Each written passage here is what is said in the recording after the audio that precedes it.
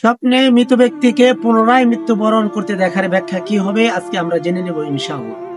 স্বপ্নে আমরা অনেকেই প্রায় প্রায় মাঝে মাঝে নিকট আত্মীয়, দাদা দাদি, নানা নানি, শ্বশুর শাশুড়ি, আত্মীয় স্বজন, ভাই বোন, পাড়া প্রতিবেশী যারা মৃত্যুবরণ করেছে, দূরের অথবা কাছে মৃত্যুবরণ করেছে আমরা জানি, তারপরেও ঘুমের ঘরে স্বপ্নে দেখি তারা পুনরায় আবার মৃত্যুবরণ করতেছে।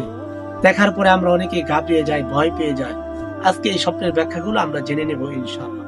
যদি আপনি স্বপ্নে ঘুমের ঘরে নিকট আত্মীয় অথবা দূর আত্মীয় কাউকে মৃত্যুবরণ করেছে, আবার পুনরায় দেখতেছে মৃত্যুবরণ করেছে, এবং মৃত্যুবরণ করার কারণে তার আত্মীয় স্বজন অথবা আপনি নিজে অথবা অনেকে মিলে সেখানে কান্নাকাটি করতেছে, এমন ভাবে কান্নাকাটি করতেছে যে কান্নাকাটির কারণে হাউমাউ করে আওয়াজ হচ্ছে না, জোরে চিল্লানি দিয়ে কান্নাকাটি এমনটি নয়, বুক চাপড়িয়ে মাটিতে গড়াগড়ি করে এরকম নয়, স্বাভাবিকভাবে চোখ দিয়ে অশ্রু বের হইতেছে, স্বাভাবিকভাবে কান্নাকাটি করতেছে।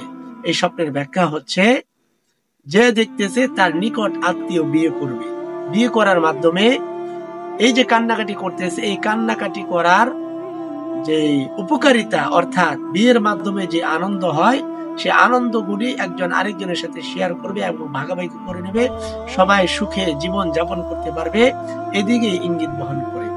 অত্যন্ত সুন্দর একটি স্বপ্নের ব্যাখ্যা।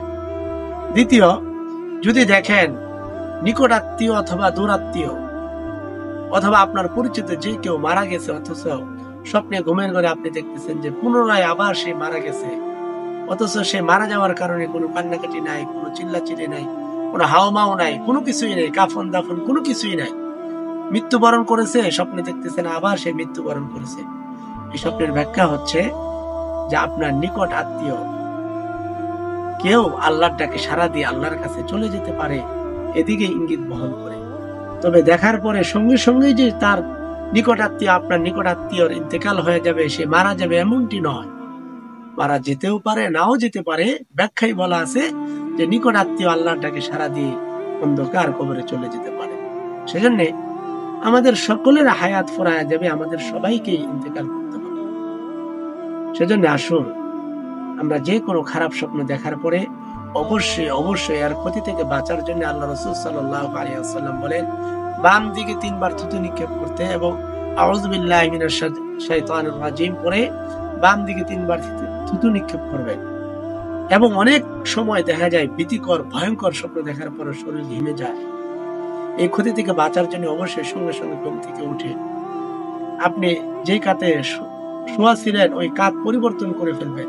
এক স্থানে শোয়া থাকলে আপনি খাটের অন্য স্থানে গিয়ে শয়ন করবেন। সবচেয়ে ভালো হয় ক্ষতি থেকে বাঁচার জন্য আপনি ঘুম থেকে উঠে যাবেন, উঠে ওযু করে 2 রাকাত নামাজ পড়বেন, এর ক্ষতি থেকে বাঁচার জন্য আল্লাহর কাছে দোয়া করবেন এবং দান খয়রাত করবেন। আর যে কোনো ভালো স্বপ্ন দেখার পরে আল্লাহর কাছে দোয়া করবেন যেন আল্লাহ পাক সেই ভালো স্বপ্নের ফল বাস্তবে রূপান্তরিত করে।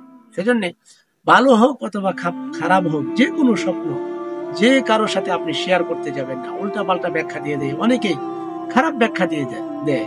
স্বপ্নের ব্যাখ্যা বুঝে শুনে তারপরে দিতে হবে। আপনি যদি মনে করেন আপনার স্বপ্নের ব্যাখ্যাটি আমাকে জানাবেন, তাহলে কমেন্ট করে জানিয়ে দিতে পারেন। আমি আপনার স্বপ্নের ব্যাখ্যাটি জানিয়ে দেওয়ার জন্য আমি চেষ্টা করব ইনশাআল্লাহ। যদি ইসলামিক এই স্বপ্নের ব্যাখ্যাগুলো আপনার কাছে ভালো লেগে থাকে, অবশ্যই অন্য মুসলমান ভাই বোনের কাছে পৌঁছানোর জন্য সওয়াবের নিয়তে শেয়ার করে দিবেন, ছোট্ট করে একটি লাইক করে দিবেন, কমেন্ট করে জানিয়ে দিবেন। আর নতুন হলে অবশ্যই সাবস্ক্রাইব করে আমার এই চ্যানেলের সাথেই থাকবেন ইনশাআল্লাহ। আসসালাম।